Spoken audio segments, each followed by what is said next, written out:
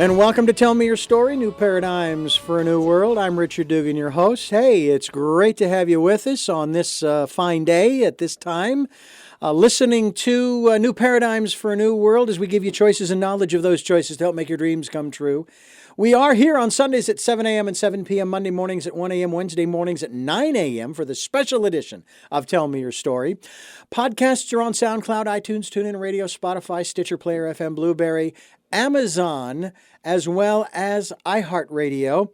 And we also have videos on YouTube, the channel Richard Dugan and Tell Me Your Story.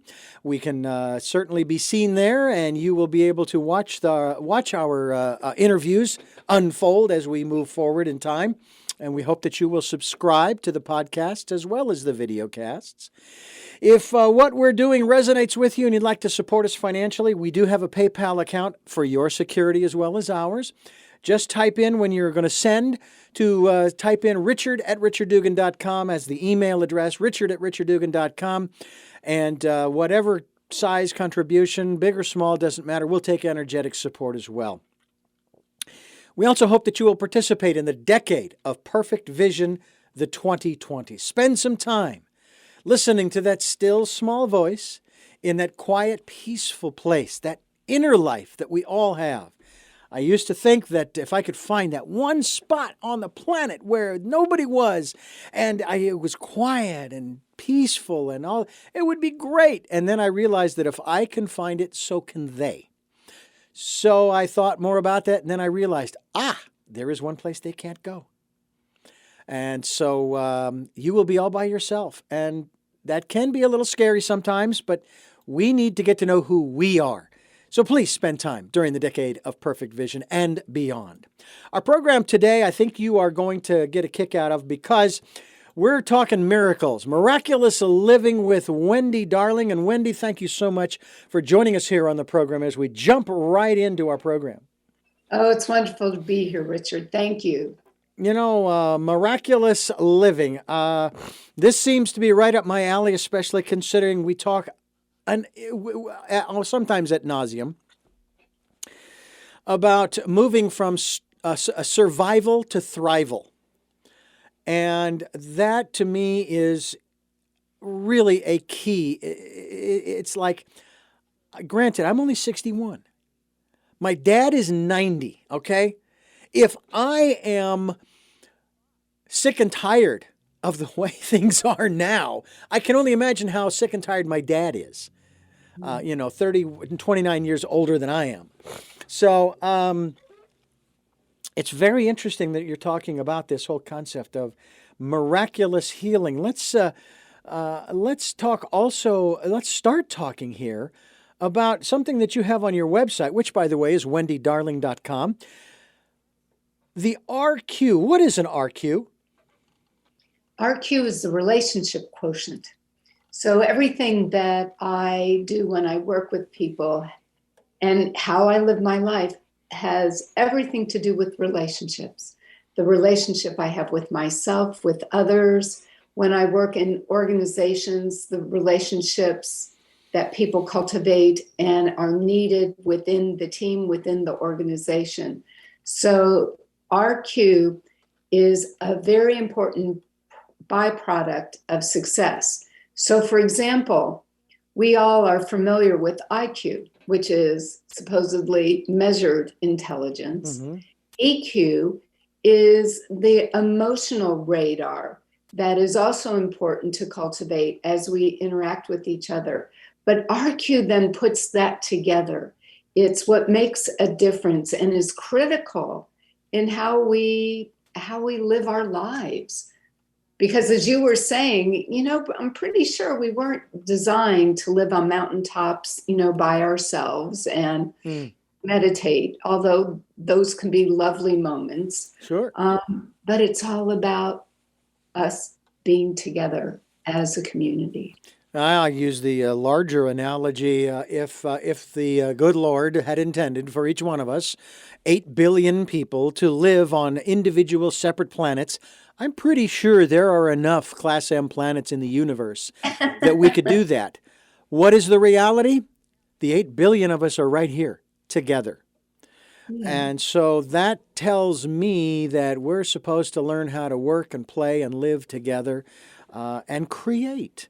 And that's part of what this miraculous living is all about, isn't it? It's creating. And you have the miraculous living method that MLM certification, as you have. Tell us about this. I think it's a great name because we're always looking around to see if miracles really happen. And I'm curious what your definition of a miracle is. Yeah. For me, and there's a story behind how this all happened as well. Mm-hmm. I never, ever thought that you and I, much less I, would be speaking about miracles in my life and supporting others to have that. So for me, a miracle is just something that is either unexpected, a surprise of some sort, but it also could be, oh my gosh, I want to release 10 pounds and I do it. It could be, I want to start a business. It could be, I need to pick up the phone and make a call to somebody that I might have the possibility of offering some work to. It can be anything so teeny tiny. A couple years ago, Richard, I had an echocardiogram because my dad died when he was only 56 from a heart attack while playing racquetball. Wow. And so I'm a whole lot like my dad, and I'm a whole lot like my mom too. So I've been watching that, and I had an electrocardiogram, and that was amazing. I don't know if you've ever seen your heart in action. I had had other tests prior to that, but this one just showed my heart. It was like, it is literally running a marathon. It's just working so hard and fast 24/7. And if that is not miraculous, because we don't sit around typically going, well, what's working? Is the heart beating? Are my lungs working properly?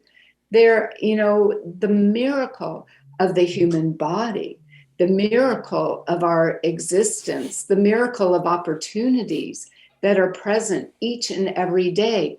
Our job is to be observant, to be open, and to welcome them in.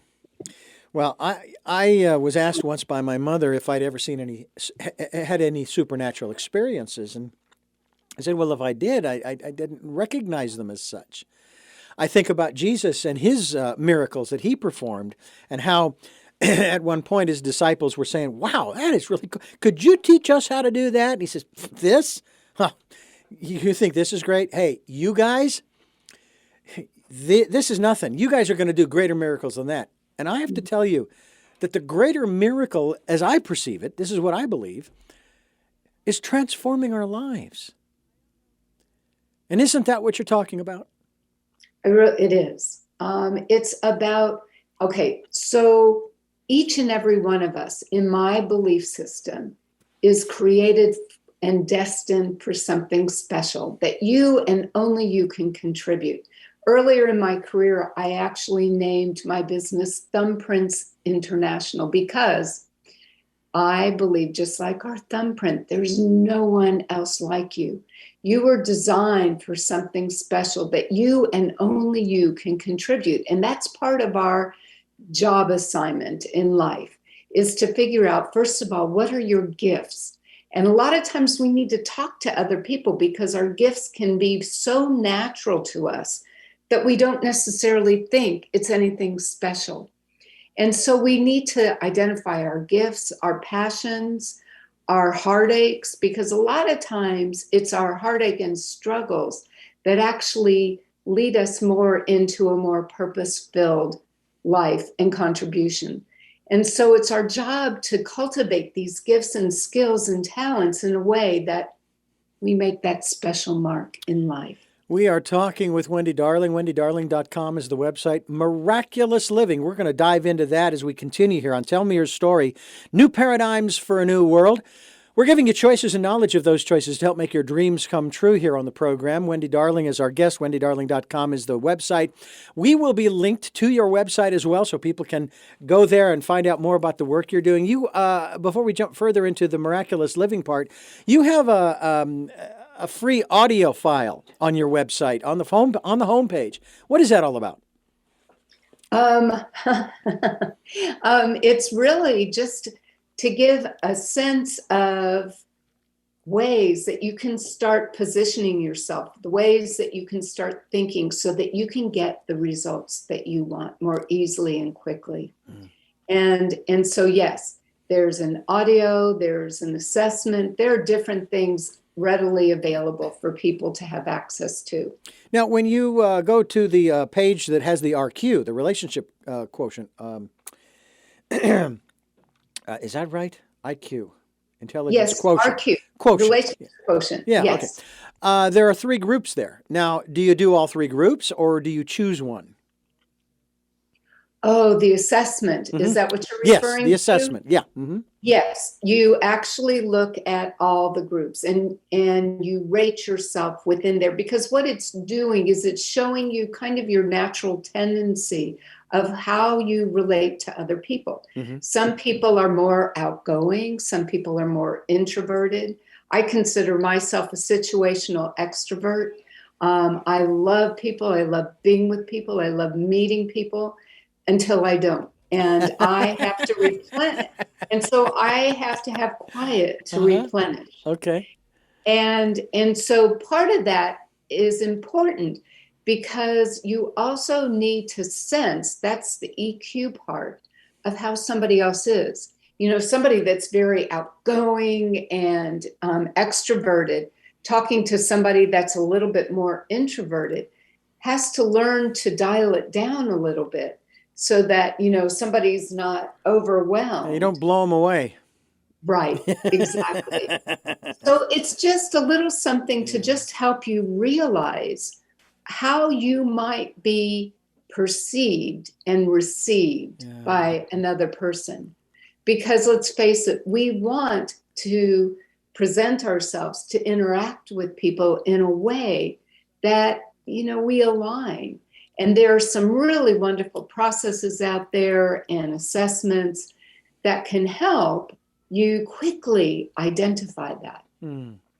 How long have you been working with this miraculous living in the RQ? What was it, and when was it that these concepts and ideas, and I'm going to even go as far as to say philosophy, came to you? Well, it's been an ongoing and gradual process. This is my 40th year since I actually started my own business. And I was basically a very traditional management and organizational development consultant. My area, my lane has always been executive and team development, and more in that leadership and team development lane. And then you would think I would remember this. In 1990, I was traveling all over the United States with a Fortune 100 company. I was sick as a dog.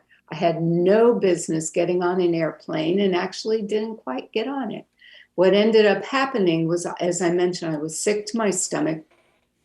So I went outside the airport to get some fresh air. It was in Dallas, and obviously way before some of the restrictions that we had today. And I passed out. I fell over a ledge, and I fell approximately 25 feet. Whoa. Yeah, it was a whoa. I was taken to the hospital. They initially didn't know if they would be able to save my leg. I actually landed on my right leg unconscious. So my right leg was shattered and had to be rebuilt. They were able to save my leg, and it was multiple surgeries. And about 11 months later that I finally knew I was going to be able to walk again, which I can, and very grateful for that. I had some back fractures. I was later diagnosed with a traumatic brain injury, and I'll get back to that in just a second.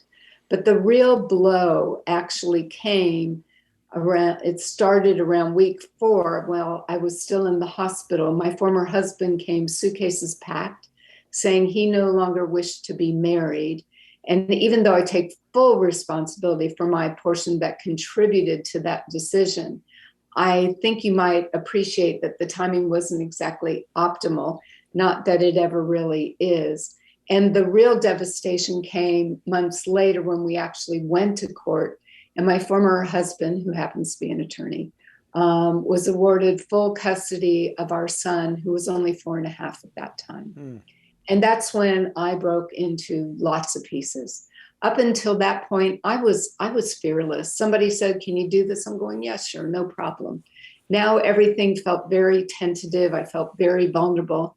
My mom was the one that suggested that I might want to learn how to meditate. I was so traumatized. And at that time, Richard, quieting my mind was a complete oxymoron. I just had an extremely active mind, but desperate times, right? I'm like, sure, fine.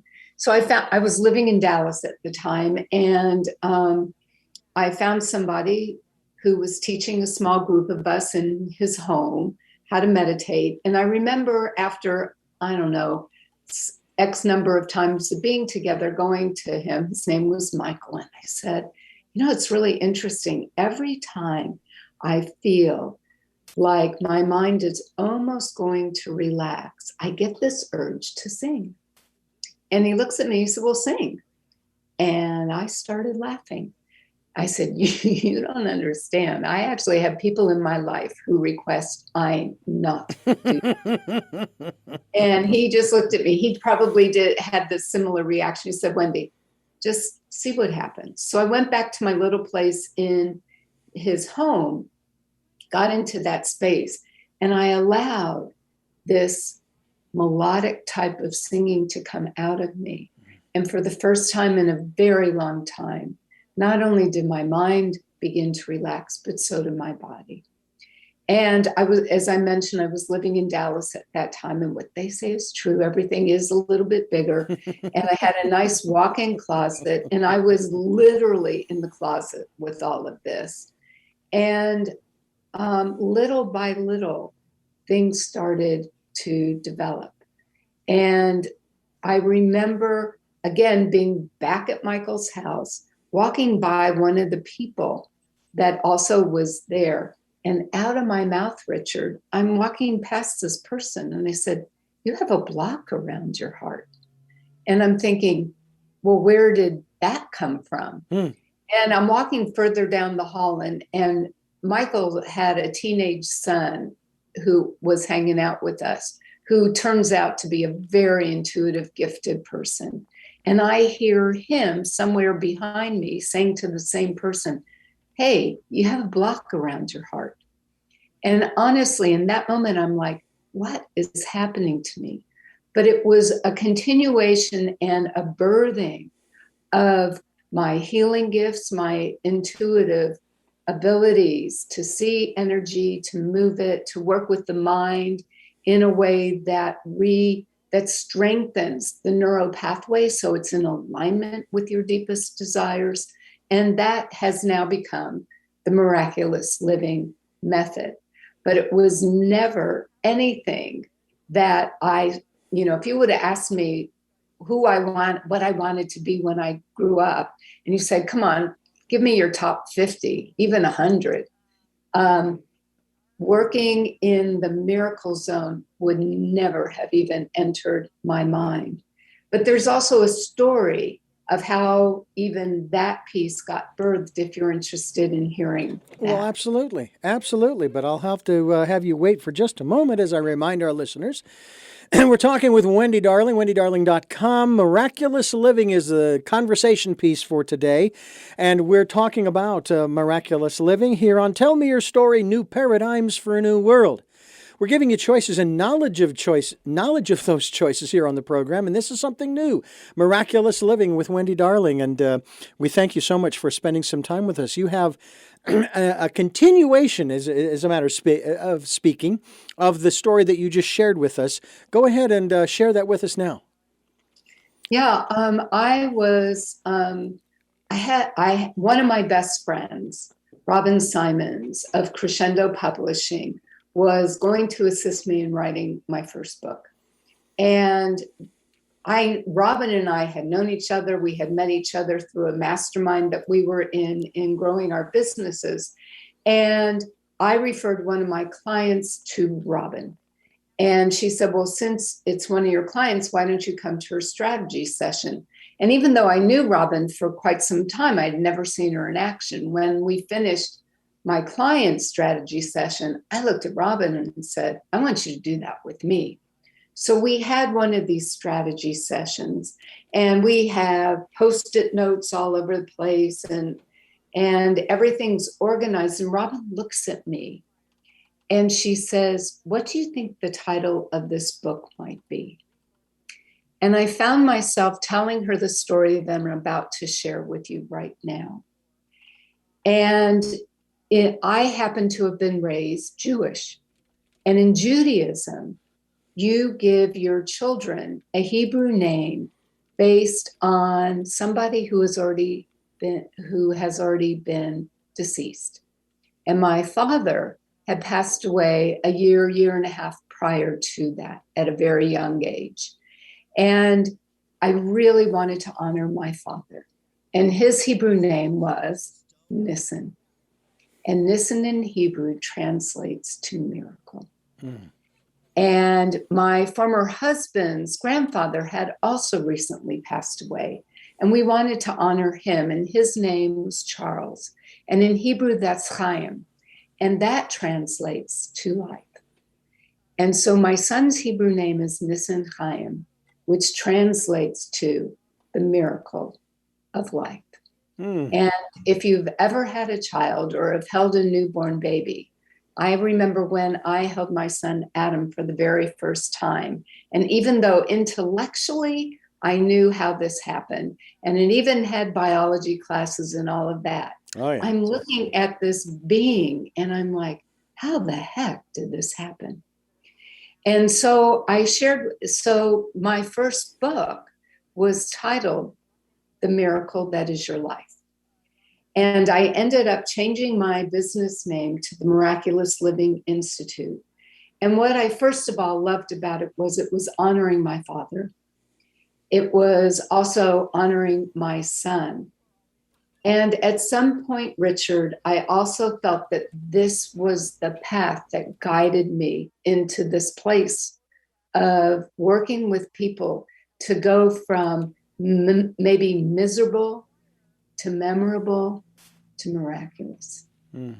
And if there was ever a time that, who has not had a moment in their life, then they prayed for a miracle. When I wrote my second book last year, Create Your Miraculous Life, It's Never Too Late, I really started out with the It's Never Too Late theme because I was 69, rapidly approaching 70. I'm happy to say I crossed the barrier. It happened. I'm still doing well. It didn't hurt at all. And so I knew at 69, there was still so much more I wanted to be doing. And especially with the pandemic, I knew there were so many people that were being challenged, wondering, oh my gosh, what's going to happen? What if? A lot of people were also reassessing where they were in their business, in their life. So the timing was really perfect. But then my son became very ill last year. And so I did everything I could to maintain what was on the book, so to speak, with my business. But a lot of my time was devoted to him. And I'm happy to say he's doing very well at this point. We're cautiously optimistic. So writing this book, also, my life was not feeling miraculous at all. And I was praying for miracles. And it forced me, it gave me the opportunity that I seemed to get myself in, that I had to dig deep and I had to find that place within me. Incredible. Incredible. We're talking with Wendy Darling. I'm Richard Dugan, and you are listening to Tell Me Your Story, New Paradigms for a New World. Some fascinating stories. I wonder sometimes, Wendy, about when we talk about miracles, okay? When that conversation pops up, everybody has their own definition and so forth, and that's fine. I sometimes wonder if, first of all, I don't believe you when you say you're 70. I'm sorry. Not going to go there.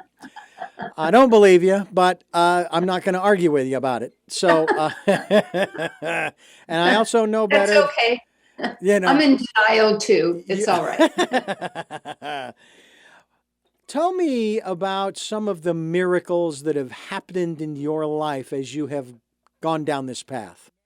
Oh gosh. Well, first of all, I mentioned one of my favorite miracles is my son. The miracle that I survived that fall. The miracle that even though I had a traumatic brain injury, it's very possible that that fall, including the brain injury, opened up my availability to receive my healing gifts and cultivate them. Um, I get to be witness to so many miracles in people's lives, from things like working with men and women to attract love, to working with entrepreneurs to help them grow their business and become more profitable, to help people leave corporate and start their business. I've worked with children who have learning disabilities, and they get freed up. I've worked with women who have been abused, and in an extremely short period of time of working with me, they are freed from that trauma.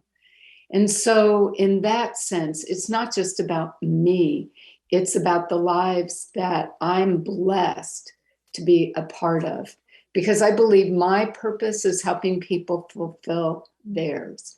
And so it's even working with people that maybe have been successful or they've been in a career for a while, and it's like, is this all there is?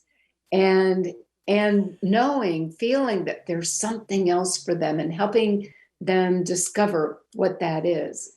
And I'm delighted, the miracles of my transformational healing cards and how those came through me, and how those designs are so effective in helping to rid people of the undercurrent that sometimes pulls us down.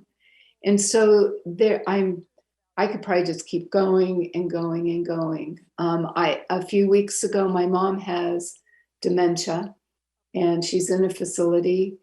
And for the first time in months, she said my name. And to me, that was purely miraculous. So I live my life in gratitude. And if I'm not feeling it, then that's where I go. I am always, every morning, I spend time in gratitude. I do my own process. I do meditations. At night, I make sure my energy is clear, and I practice gratitude. And I think gratitude and miracles really go hand in hand, because when we look at the little things in our life to be appreciative of, I don't know, those blessings to me are miracles in itself. I'm going through my own challenge in my life as we speak. And I have the same, it's interesting, I have the same optimism as I did when the pandemic was declared. Number one, in the case of the pandemic, we did something different. So we were finally breaking away from Einstein's definition of insanity. I've been promoting doing something different when the influenza was rolling around, even before we had the vaccine, saying shut the airlines down. 2 weeks. That's all you need is 2 weeks. And people would say, oh, no, the economy will be just ruined. It's like, as compared to what we did these last 18 to 20 months, I don't think so, Tim. I really don't. Plus the fact then and I'm sure this has been measured, the lost productivity of people who are sick and are going to work. Not only sick, but then spreading it to everybody else in their workplace. Optimistic also because one of the thoughts that came to me that I have been sharing on this program ever since is what incredible opportunities we have that we don't even know about yet. And there are people who have actually prospered and thrived in an ethical way, mind you, even during the pandemic. I feel the same optimism now, in spite of the challenges. And yeah, when I start to dwell on the actual thing that's going on, yeah, it's sad. I grieve, I cry, and all of those things. And then I let that, and I go through that. I don't stop it. I'm not one of those guys that I don't cry. I'm a big boy. I put on my big man pants and I'm just fine, Get away, I'll get my gun out and I shoot you. And I'm wondering about the people that you have worked with. Certainly they come to you because they want to make a change. Do you talk to them about, shall we say, the moment or the period of time when they came to that realization that I want to make a change? I want to live a miraculous life? Of course. Yeah, part of the process is what I refer to as magic wand time. Oh. If you could wave your magic wand, how would you really want to be living your life? And I have a process that I take them through in that conversation. And then we look at, okay, so where are you now? Because you're right. People typically don't come to me when life is awesome. Mm-hmm. There is something that's just not sitting right with them. There are times I've worked with people, they're doing great and they want to continue working with me because maybe they're just on this trajectory and they want to make sure they stay on that trajectory. But they might not work with me maybe as frequently, but they want to make sure that they stay on course. Mm-hmm. And so, absolutely. And I agree with you, Richard. This is not about pie in the sky. Mm-mm. First of all, it's waking up those deep desires because I believe our desires point us in the direction of our truth. And all too often, what happens is a lot of people might get caught up in what they think they should do. Or, people that are caring for themselves and their families and things just aren't quite right. And so absolutely, I definitely want to identify where the angst is and the irritation and the muck, for a highly technical term. And because I think it's just as important. I'm not saying let's not dwell in it, but let's also look at, okay, so what's happened that's brought you here?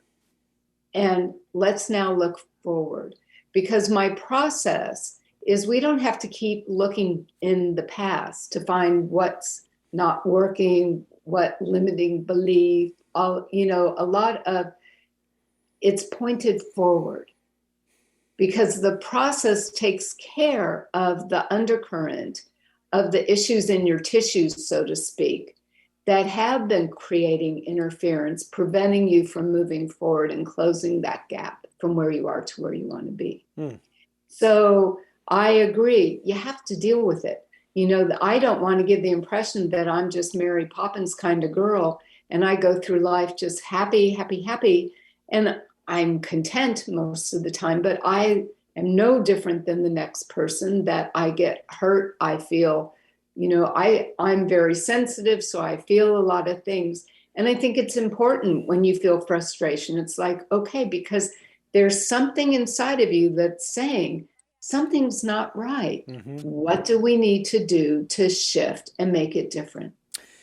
WendyDarling.com is the website we encourage you to go to. We'll be linked to it as well here on Tell Me Your Story, New Paradigms for a New World.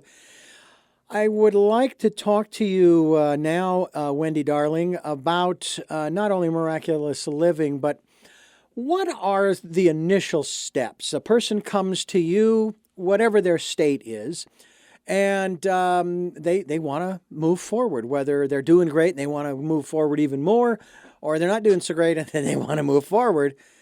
Where do you start with them? And you mentioned the question, okay, the first question there. What's next?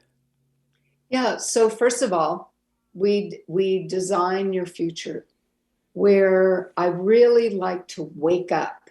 And because I'm so intuitive, I can feel when people are right there in their desires, or they're more, well, maybe I should do this, or they're too much in their head. I'm really feeling for what's wanting to be birthed. And then we look at the gap. And so part of the miraculous living method is, in fact, I'm able to see where their energy is stuck in their body, in their energetic system. And when I say that, what I mean is when we've had a disappointment, a hurt, a heartache, a frustration, whatever it is, I'm able to see where it's disrupting your natural flow. And I'm able, or I should say, it comes through me, and we're able to release that. But a very important part of the process is also what I refer to as brain training. There are a lot of wonderful people out there that do release work, but if we don't work with the mind to have it working in your behalf, you risk defaulting back into old patterns. You know, a very common one is people who release weight and then they gain it back because they haven't actually rewired their mind. So part of my process actually works with either strengthening an existing neural pathway or creating a new one. So your brain is working in alignment with your desire. And there's a process in how I'm able to identify what those are. People work with these in between sessions with the process. And then it really is taking what I also refer to as inspired action. And by inspired, it doesn't mean you're always, woohoo, I can't believe I get to do this today. But you just know that that's your next step. And so we really look at incremental steps, what they are. I get to be an accountability partner with them. And it ends up being kind of like a Rubik's Cube of sorts, where we get you into complete alignment, because life can sometimes throw us off a bit. We get into an alignment. And I help people also really dial up their intuition. Because let's face it, when we have that, that's the best executive coach that you can ever have. So all of those steps are included and involved. And it's not like everything is very systematic, because each person is unique and different. So it's not like you're coming into my world, I come into yours. And then I also have a process called a results accelerator. And I have 10 areas of life. And what I discovered many years ago is if we test for what's the kingpin, so to speak, the domino that's going to knock everything else over easier, we want to put some effort into that first. So, for example, a person came to me, their business head, he was flailing in his business and he couldn't understand what was happening. His results accelerator was he was supposed to start dating.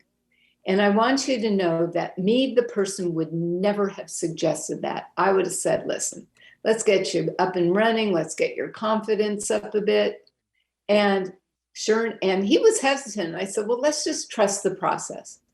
And honestly, within just a couple, 3 weeks, he connected with this woman online.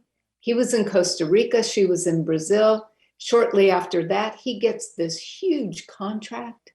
He was doing the type of business he could work anywhere. He ended up moving to Brazil. And so there are situations like that.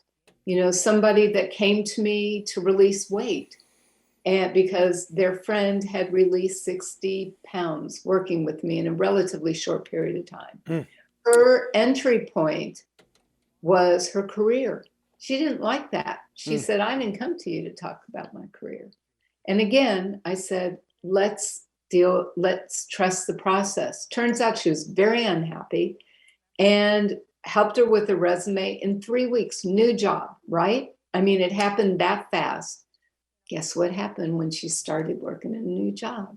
The weight started to release. A lot of people put that weight on as protection too, Of course. because of all of the stuff they've been through. Yeah. Absolutely. All I can tell you is help me, Wendy. Help me, help me. Wendy Darling is my guest here on the program. WendyDarling.com is the website, and we hope that you will go to her website and find out more about her and Miraculous Living. This is Tell Me Your Story, New Paradigms for a New World. I'm Richard Dugan, and I'm thankful that you have joined us. I'm thankful that Wendy Darling, has joined us. So we are linked to her website as well. And you can hear these podcasts on SoundCloud and iTunes and TuneIn Radio and Amazon and, iHeart and a bunch of other places. We're also on YouTube where you can watch these interviews. And we hope that you'll go to the websites as well and subscribe to the podcasts and videocasts as we continue here. Tell me about how your family has responded to the work that you do, because this is rather extraordinary work that you do. Oh, that's an interesting one. I don't think they understand what I do, most of them. When my son was younger, he really kind of was fascinated by it. He even designed a couple of the transformational cards years ago. Today, he's a little more separated. So I'm very much the different one in my family. At one point, my mom hurt herself. This was many years ago already. And so I did some healing work with her, and she just looked at me, because at that point, I hadn't really shared with her.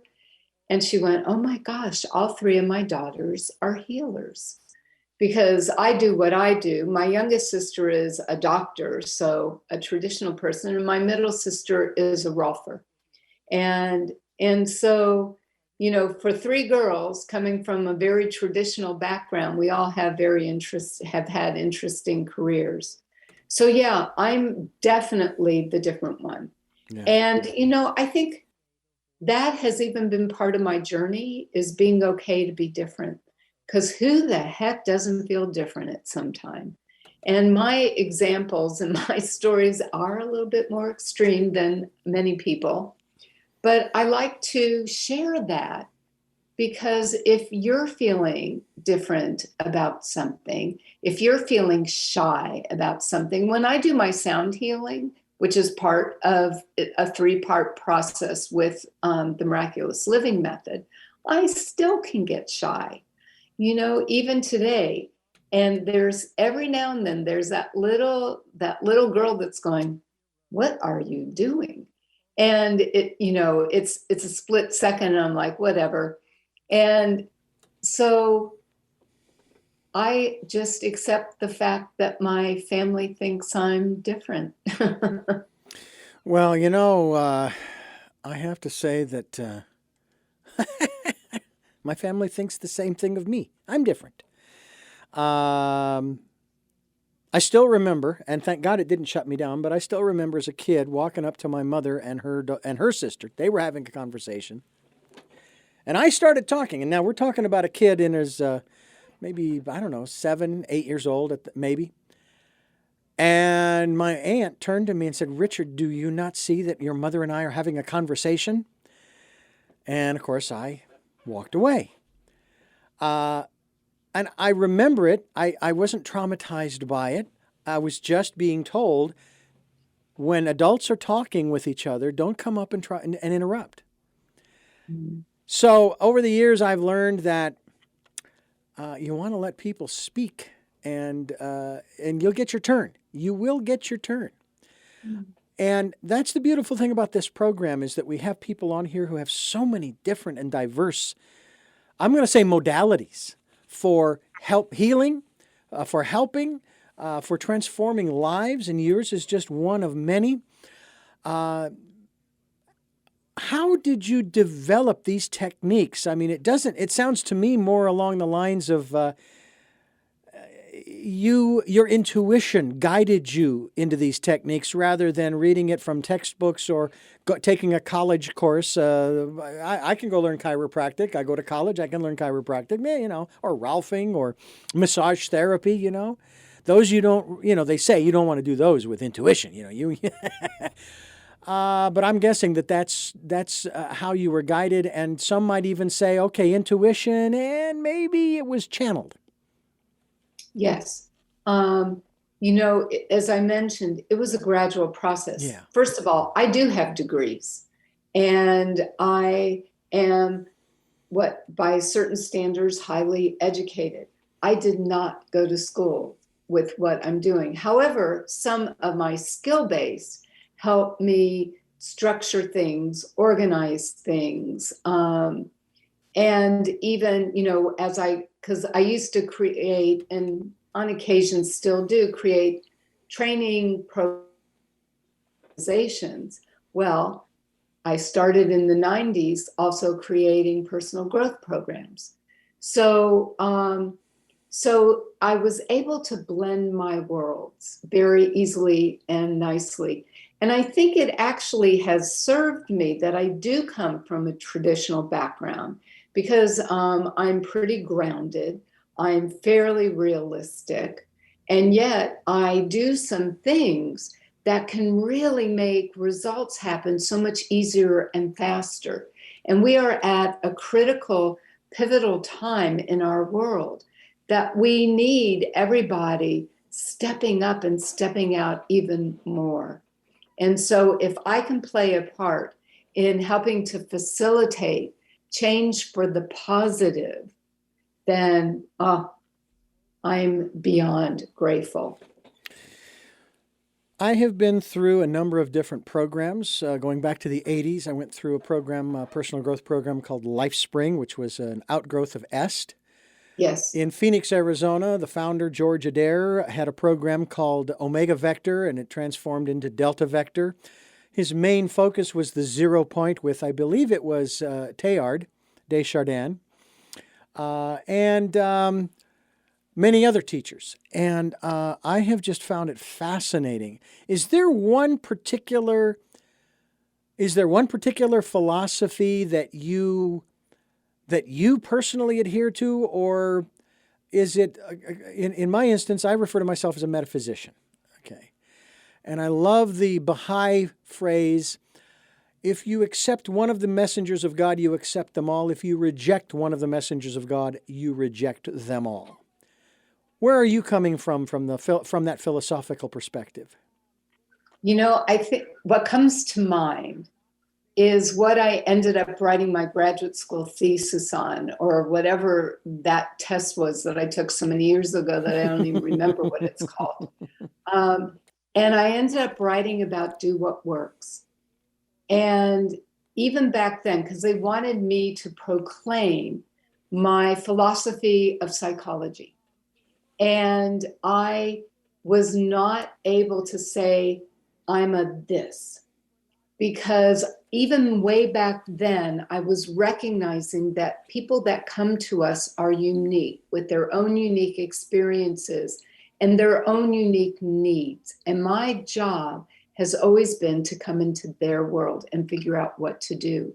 Even when I've gone into organizations, I always believed that the genius, the answers are already in existence in that organization.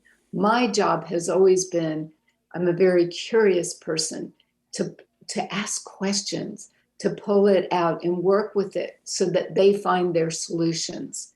And so my philosophy is do what works. Where my intuition, I think, supports that is, before I work with a client, before I come on to an interview, I get myself clear. I have an intention that please guide me to ask the questions, say what needs to be said that will most serve those who I'm engaged with, your audience, whomever. And so I have learned to trust that. And so in that sense, I'm non-denominational. I am obviously very spiritual, and I'm just here in support of people living their fullest, what I refer to as a miraculous life. Mm. A miraculous life, miraculous living. And Wendy, darling, our guest here on the program. This is Tell Me Your Story, New Paradigms for a New World. You know, I have, what I find interesting myself is a lot of the different ways in which people think. And I'm gratified at some of the people I've come across who, even though they do adhere to a particular philosophy, which is fine, there is no, from my perspective, there's no right one. With everything that we have an opportunity to partake in, food and beverage and career and life and relationship, how in the world can there only be one path? You know, and in a manner of speaking, there is. But that one path is for you to figure out. But I find it fascinating, those people who still will refer to themselves by those philosophical names. And yet when I have them on the program, they're sharing with me things that are so far outside the doctrine and dogma of that philosophy. And I'm thinking, there's still hope for the world yet, because they're not living inside the lines. They've said, look, this still serves me, sort of, kind of. I mean, I had a born-again, Bible-believing evangelical Christian who practices out-of-body experiences. I don't know anywhere in the Bible where it talks about doing that. Not over and over and over again anyway. I love that. And I've had atheists on this program. I got to tell you, they're some of the most spiritual people I've come across. It doesn't mean that just because they say they don't believe in God, that they don't have ethics and morals and a compass, if you will, an internal compass. They may not refer to that still small voice as God or the divine or what have you, but I'm sure that many of them use it. They listen to it. They follow it. To me, it's just fascinating, and I love to hear about these things. I also enjoy. I've really enjoyed our conversation here on the program, and I'm wondering if there's anything. I rarely ask this question, but I'm going to ask it of you because I know there's always more to talk about. Is there anything in particular that we haven't talked about that you feel led to share with our listeners? What's present for me in this moment, and has even been a little bit of my own personal struggle in terms of representing a miraculous life, is I don't want to leave the impression that this is some huge, big something. It's more living a life where you feel happy and fulfilled, and you know that your life matters. And in your own unique way, you're making your own unique contribution. It could be to a friend, it could be to a family, it could be to your dog or your cat, whatever it is. So I feel like it's important to define miraculous as anything that brings you happiness and fulfillment. And to me, that's creating and living a miraculous life. Happiness is something that we've talked about a lot on this program. Of course, one of the great lines out of one of our documents is the pursuit of happiness. Share with us a little bit about maybe not so much pursuing happiness, but the process that you have discovered that allows you to be in that state of happiness maybe more often than not. Because I don't think that we want to stay in some of these places for extended period of time. Sounds like it'd be a great idea, but, life is life. Yeah. Well, I can easily say that I have had many, many, many, many long stretches of being unhappy. I had a rough childhood where my mom was highly critical and abusive. And so I had bouts of what probably would be viewed as depression. And it was gratitude that started to pull me out of it. And also, truthfully, exercising to get movement and breathing and all of that. And I think when I can remember moments where, life just felt horrible and wondering, like after my accident, I thought, how did I get myself into this mess? And how was I going to dig out of this huge hole that I happened to create? And it really boiled down to just starting to find the blessings in my life. Someone told me years ago, Wendy, if this is your bottom, it's a damn good bottom. And it was also a time that I had to learn how to ask for help, to ask for support, to being okay, because I was always the strong one. I was always the one that was there for others. And suddenly I was just a mess. And I was trying to find my way. And I feel the practice of gratitude is what really helped. And, I have moments where I feel sad, as I mentioned last year. Oh my gosh, that was a tremendously stressful time with my son and a huge heartache. And, just to find things to be grateful for helps to shift that. And so when you have contrast, meaning life is kind of in the poopers, so to speak, I can't believe that's what came out of my mouth. And you see things starting to move forward because you know what it's like for life not feeling well, that when it's starting to be better, when it's starting to feel better, you're starting to feel better.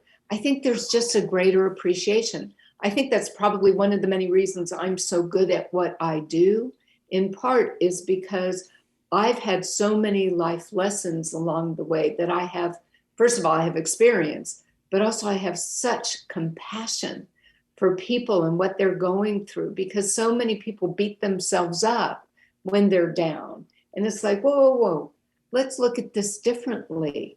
Okay, this is your bottom right now. Let's start shifting. And we find ways to help them take better care of themselves and start to move forward. And just like anything, some of those early steps maybe are a little bit more difficult, but I do not believe in bungee jumping. You're talking to somebody who kind of bungee jumped without a cord 20, Yeah. however many years ago. But, to take small steps and little by little, you start gaining momentum. And suddenly you're looking back and it's like, whoa, look how far I've come. And that's another piece of the pie also, Richard, is really acknowledging those steps, appreciating those steps, seeing your progress. Because all too often we keep taking steps and we're just seeing all those other steps instead of, wow, look what I've accomplished. Way to go.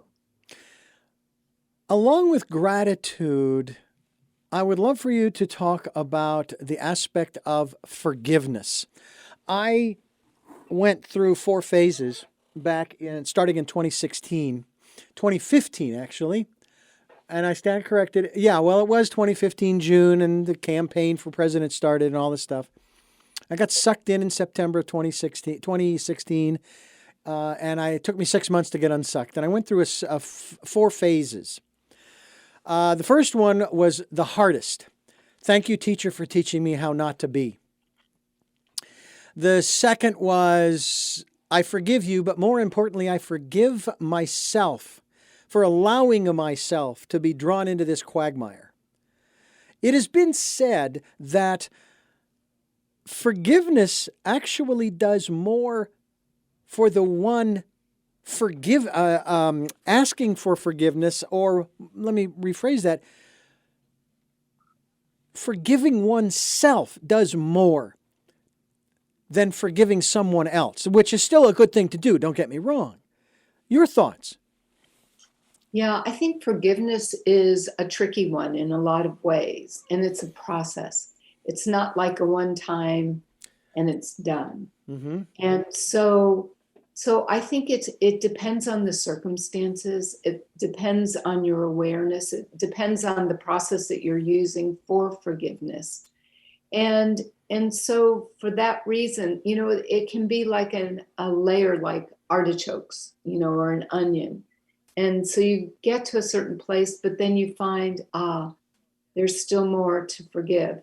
I think we tend as a whole to forgive others much more easily and faster than we tend to forgive ourselves. And so, but it is a process. Yeah. I find that there are certain, I don't want to say that there are certain conversations I don't like to have, but the conversations I don't like to have are the repeated conversations. We've already talked about this 10 times, 12 times, 50 times. I don't, and at the same time, it's like, I don't want to shut the other person down saying, no, I don't want to hear about this anymore. All right. We resolved it or we agreed to disagree or whatever. I don't want to go there anymore. Yeah, a lot of times that's a dynamic that is kind of raising its hand to be healed. Yeah. A lot of times these kind of dynamics, you see it a lot with couples. And it's like your little boy wound is talking to their little boy or little girl wound. Yeah. And the reason it's an irritation is because there's a wound there. Yeah. And so when that can be dealt with, the dynamic loses its footing, so to speak. And it allows for movement, because most of the time that other person really isn't intending to have this be repetitious, but it happens. Yeah. And it becomes an irritant because it's like, wait a minute, I've already expressed myself. But you brought up an important point. These are conversations. The tougher they are, the more you don't want to have them, the more important they are. I've always believed that mischief does not happen in relationships for what is spoken, it's for what is not. And so we just can't risk holding back. It doesn't mean you projectile vomit on somebody, but to really sit down, adult to adult or adult to child, whatever the circumstances, and really speak to what's in your heart, what you're observing. You don't use the word you, it's I feel, I'm noticing, I'm having this experience, and you leave them kind of out of it. When I hear you say this, I start feeling fill in the blank. And when we can take responsibility in our communication, it also helps to diffuse that dynamic, that emotionality that is potentially can ignite. And I guess the other part of it for me is if we've had the conversation in a deep fashion once, maybe twice, maybe 3 times, okay, I understand. But 10 and 20 and 30 and 40 times, what else is there to say? And then there's the other aspect in these kinds of conversations where the other person doesn't believe what you're saying. That's another challenge. It's like, well, then there's nothing I can say. I mean, I was having a conversation the other day, and I knew just to sit and listen. But then it was thrown in my face, you're just sitting there saying nothing. And we've had the conversation dozens of times before. And I said, I don't know what to say. There's nothing left for me to say. Now, the words were offered up, which I then said, But it's like you're almost in a no-win situation in that regard. If you sit and listen and just be quiet, then you're not participating. You don't care. Then if you do say something, it is interpreted through whatever filters that person has, and it's like it's a lose-lose for you. And they are in control of the dialogue. They're in control of the dynamic, if you will. And it's not to say that, let's say in my situation, that I want to be in control. What I want is to end the conversation with what I thought was the resolution that we had already agreed upon. Does that make sense? Yeah, I think that's the benefit of a communication 101 skill of active listening, where you take a time out, so to speak, and say, so what I'm hearing you're saying is, and you paraphrase it back. Because what happens in situations like what you're talking about, Richard, is there's something that person doesn't feel they're being heard. And everybody, it has nothing to do with agreement. They want to feel heard. Mm-hmm. And at least from that position, then you can say, I know you're thinking this. I know you're feeling this. Mm-hmm. And then you can even say, and I'm sorry that you're feeling this way. And I honestly don't know how to respond to that. I'm going to throw one other dynamic in there, or if you will. Okay. Substance abuse. And then trying to communicate with the person who is abusing substance. Mm-hmm. That makes it next to impossible to be able to communicate. That's possible. Absolutely. Now you're that's a whole different ballgame. Right. Okay. I will admit that my previous marriage, my former husband, unbeknownst to me, was a very high-functioning alcoholic and kept it under the radar for the longest time until we got married, and then the lid popped off. And we actually went to somebody, worked with them for just a little bit. But, one day he said, I'm not going to change. Mm-hmm. And I said, that's okay. I'm not going to live this way. And so I think somebody who's chemically dependent has to want to make a change. Yeah. And if they are not interested in that, and if it's against, I happen to be one of those people. It's not a judgment. I don't like to be with people that are drinking a lot or whatever. That's just, it's not me. Yeah. And so sometimes those relationships really have reasons, seasons, and a lifetime, as they say. And as sad as I was that this was how our relationship turned out, it was also a great opportunity for me to stand up and speak what was important to me and in my life. Mm-hmm. And in this case, it meant completing a marriage and walking away and saying, and I actually remember saying, I will walk this earth alone before I live a compromised life like this. For me, I don't like losing control. I drink, but it is not by any means to that level. And it's because I don't like to lose control. Mm-hmm. I want to be fairly holding on to the reins of my equilibrium, if you will. It's not fun, But I know there are people that they just, whatever the substance is, alcohol or otherwise. And I know this part of it was kind of off into another realm, but I appreciate your talking about it. Sure. It's something that we all, at some level, we deal with. I'm with you. I don't like being around people like that. That's why I don't go to bars, because I'll be around those people. unless the bar is relatively empty, early in the afternoon maybe. Plus the fact I was walking State Street, which is our main drag, if you will, our main street here in Santa Barbara.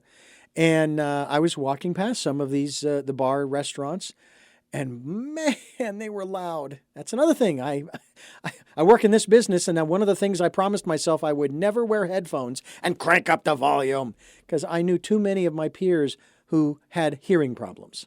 That kind of thing. Anyway, Wendy. Wendy Darling is my guest, and I am Richard Dugan, and this is Tell Me Your Story. We are giving you choices and knowledge of those choices with new paradigms for a new world to help make your dreams come true here on this fine program. And Wendy, I want to thank you so much for sharing with us, talking with us about some of the hard subjects, and giving us some insight into what we should do. And one of the steps in my book, Choices, has to do with what you just said about, making sure you're around, whatever your choice is, make your personal input, including the people that you associate with, make that personal input part of your choice, whatever your choice is. And it just depends on what it is, and if it's, and we have the right, and maybe this is the wrong word to use, but we have the right to discriminate under that category. I'm sorry, but, I need somebody that isn't a yes person, but isn't constantly putting me down for the dream that I have, the choice that I've made. I asked my wife when she was about to go under for cancer surgery. I said, do you want to live or do you want to die? I may not like your choice, but I'll support you in it. And I am not kidding you. Those are the exact words I uttered. That's how my book starts. So the question is, are you going to surround yourself with people who are going to respect you and support you, at the very least respect you, for your choice? And if they don't like your choice, they can move on. It's okay. No judgment on them. Can you give us an insight from your perspective about that aspect? I mean, maybe you've already spoken it. Well, first of all, I do think it's important to really look at who you're hanging out with. I know that there have not been many, but I've had to complete some relationships. They ran their course because I want to be around people that are healthy and happy, because I need that kind of environment so that not only for my own well-being, but I want to make sure that I'm doing well in service of others. Yeah. And so I think, it is a choice. I don't expect people, it would be nice, but I know not everybody's going to love me. Not everybody's going to agree with me. Right. I'm not even trying to be that. I just want to reach the people who I can best serve and support, because I've been put on this earth to make people's lives easier. Everything that I do is simple and easy. I believe in those two pieces a lot. And I think that, we all have times that we have to have tough conversations, as you mentioned. It's not like life is just a cakewalk. Yeah. But we do have choices. And if you're suffering, that too can be a choice. You don't have to suffer. If there are ways that you can shift and change. That's why there are people like us. Yeah. And so, so please know you always are at choice, especially when you don't think you have one. And that's one of the things I am saying over and over again. We bring you choices and knowledge of those choices to help make your dreams come true. And I don't care what your circumstance is, you always, always, always have choices. And my favorite example of that is Nelson Mandela, sentenced to 25 years in prison. And he even talks about how he made a choice. He says, I can keep going down the road I'm going, and the road of destruction, and the next thing you know, he's the president of South Africa, because he made a different choice. He says, I don't want to be that person anymore. Again, I thank you so much for joining us here on the program. Oh, it was my pleasure. Thank you, Richard. I have three final questions for you before we wrap up. Before we do wrap up, though, I need to talk to you, my viewers, my listeners, the podcasts and the video cast. They're on the podcasts on SoundCloud, iTunes, TuneIn Radio, Amazon Music, as well as iHeartRadio, and a bunch of other locations. We are also on YouTube where you can watch these videos. The programs are on this station at 7 a.m. and 7 p.m., Monday mornings at 1 a.m., and the special edition at 9 a.m. on Wednesday. And we stream at those times at richarddugan.com. So you can listen to them at those times, or you can go to the podcast or the videocast, whichever you choose.